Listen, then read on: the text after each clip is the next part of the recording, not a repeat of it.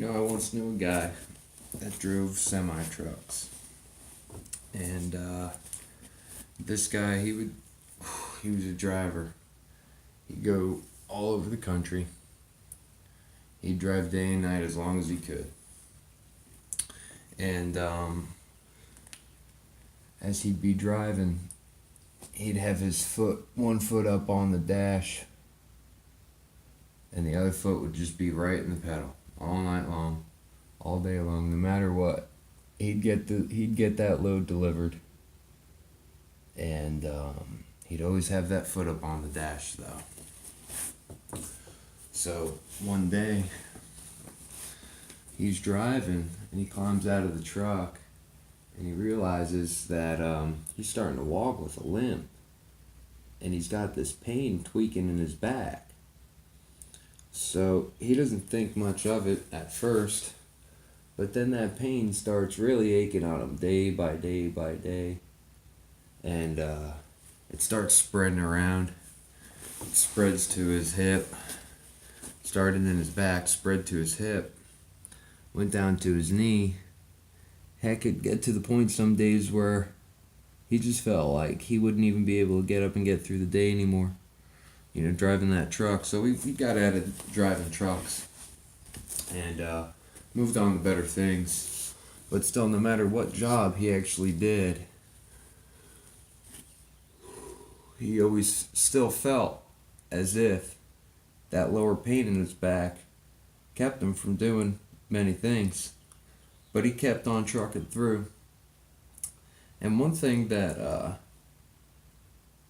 everybody had said was, anybody that I've heard that's had that kind of pain in that sciatic nerve is that you'll have to get it operated on, or surgery, or physical therapy, and go to all these doctors. So this guy, being a semi-truck driver and wanting to travel, not wanting to spend the time in doctor's offices or on operation tables, that stuff just didn't really sit well with that guy. He wound up taking up another practice instead, and that practice is called yoga, and that guy is me. And I've been there. I've been fighting this sciatic nerve for quite some time. I haven't been in a semi-truck since, I think, 2011, 2012, and since then I climbed cell phone towers, and I've gone rock climbing, rappelling. I've been in a harness, and I've been on my feet since, because of two things: mind over matter and willpower, and ultimately because of yoga. There's some crazy benefits to yoga.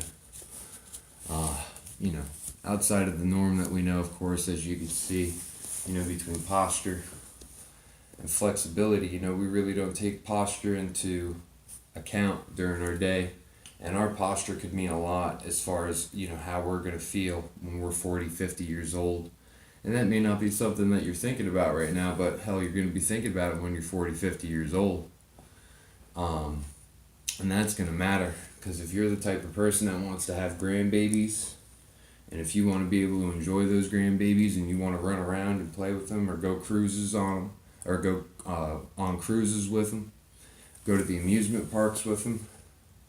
If you want to be able to enjoy your life for the longest time, that you can, yoga is definitely something that you should take up as a practice, because it's no longer just something that's cultural in India, where it derives from, but it's also something that's accepted and widespread in America. So outside of posture and flexibility, if you're a guy, let me tell you, let me just be the first one to say, if you're a guy watching this, or you've ever been introduced to yoga and you're like, no, that's for chicks, that's ridiculous, because trust me, I go to yoga classes and I can see the ratio between guys and girls, and there's too many guys out there that think that yoga is just for chicks, and I gotta tell you, man, that you're wrong, because I don't go to the gym, and I maintain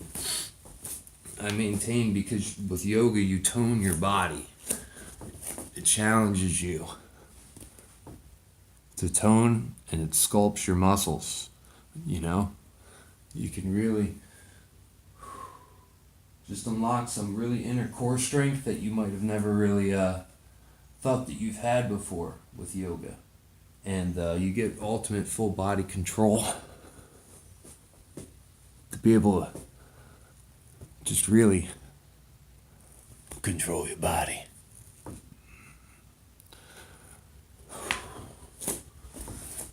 So, with better breathing comes better sex.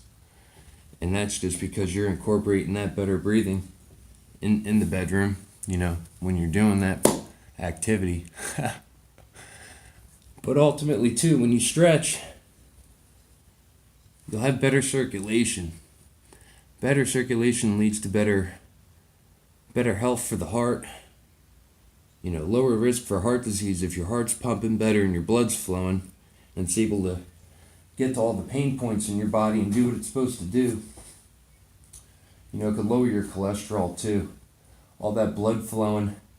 If you're combating, high cholesterol, sure, first we got to talk about your diet, but if you're not trying to go and hit the gym and sweat and spend 20 minutes or an hour on a treadmill, take up yoga. Right now, anybody that's a yoga instructor is probably sitting there saying, whatever practice you're doing right now is not really a guided one. And you are correct, I'm not doing any guided practice, but this is something that works for me on the fly, especially when I'm not listening to another video instructing me on how to do it.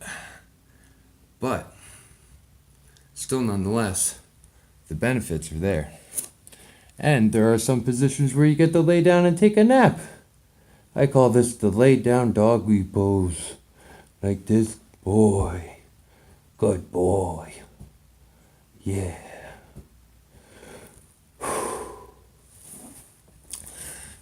Another thing too. If you're a stinky person, there's a legitimate statistic that the founder of the Sarva Yoga Academy, Michael Hewitt, he actually says that through hormonal release and sweating and breathing, especially if you do it in the morning, we're going through a detox process when we do yoga. So that's why you can lower your cholesterol, because we're detoxing. That's why, laying down in puppy pose is relaxing too, because it alleviates stress. So when you do yoga in the beginning of your day, you're stretched out. A lot of the pain points in your body are released. Your lymph node fluid starts to flow. A lot of tension is gone. So when your blood can flow, you have better circulation. Tons of crazy benefits there.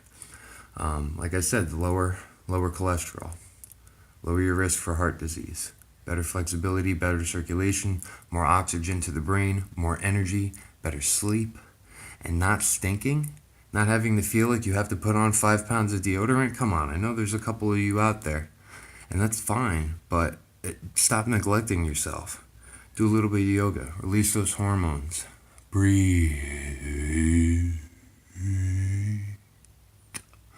You gotta breathe. Did you like that? Was that funny? I got the thumbs up on the breathe. So, benefits to yoga. Make sure that we're doing it. This was approximately 10 minutes with Tom. I'll take this last minute to say that this is strictly informative, and if I'm the founder of Never Be Normal, so I founded Never Be Normal so I could start broadcasting all this information and really start encouraging people to change. So I do these videos, and I do a lot of blogging, and I go live sometimes too to spread out some information, because not everybody has the time to do all that research about things that benefit them. And I've been there. I've done it. I've done a lot. I've tried the raw diet, vegetarian. I've juiced. I've fasted. I've done the eat a meal a day. I've done it all, and I've tried them all. And one thing I've learned is everything in moderation, and you got to do what works for you. So If you don't have the time to do the research, you want to just get those little pits of gold of information, everything like that, come by Never Be Normal and check me out, because that's where I'll be broadcasting. So come and listen.